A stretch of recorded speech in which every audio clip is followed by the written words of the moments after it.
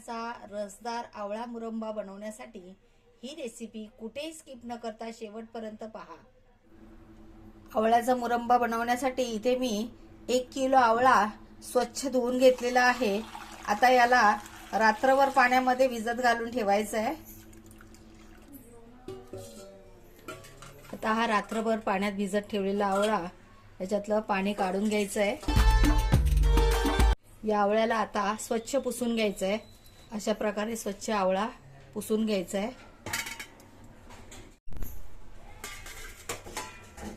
असा हा स्वच्छ पुसलेला आवळा याला असा काट्याचा चमचा घ्यायचा आणि काट्याच्या चमच्याने असे खोचे मारून घ्यायचे पूर्ण आवळ्याला।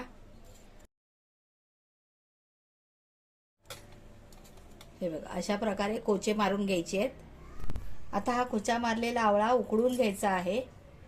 आवळा उकळण्यासाठी इथे टोपात पाणी घेतलेलं आहे।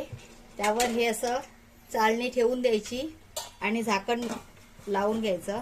आवळे वाफवायला ठेवलेत। आता आवळ्यांची तोंड उघडतपर्यंत वाफवून घ्यायचं आहे। लेल्यात उघडून बघूया। हे बघा आवळ्याची कशी तोंड मोकळी झालेली आहेत। अशा प्रकारे आवळे वाफवून झालेले आहेत। आता गॅस बंद करायचा आहे। आम्ही 1 किलो आवळासाठी 800 ग्राम गूळ घेतलेला आहे। हे आता पूर्ण वितळून घ्यायचं। हे बघा असं बी आपोआप ह्याची निघते। ओपन केलं तरी सुद्धा याची बी निघते पूर्णपणे। अशा प्रकारे ह्या सर्व गर काढून घेतलेला आहे। इथे गूळ पण वितळलेला आहे। आता आवळ्याचा गर गुळामध्ये ऍड करूया। आवळ्याचा गर ऍड करायचा आहे।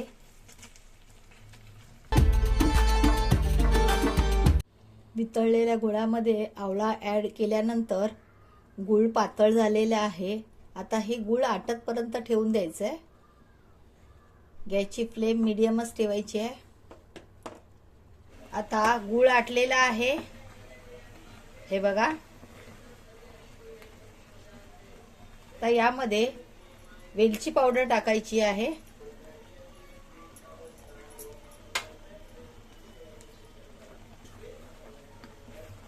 आणि आता गॅस बंद करूया। तर मंडळी तोंडाला पाणी सुटलं ना।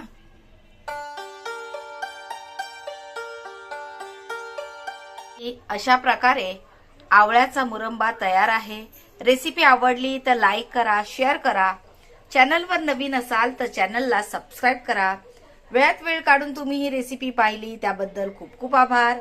लवकरच परत भेटूया अशाच एका नव्या रेसिपी सोबत। तोपर्यंत बाय बाय।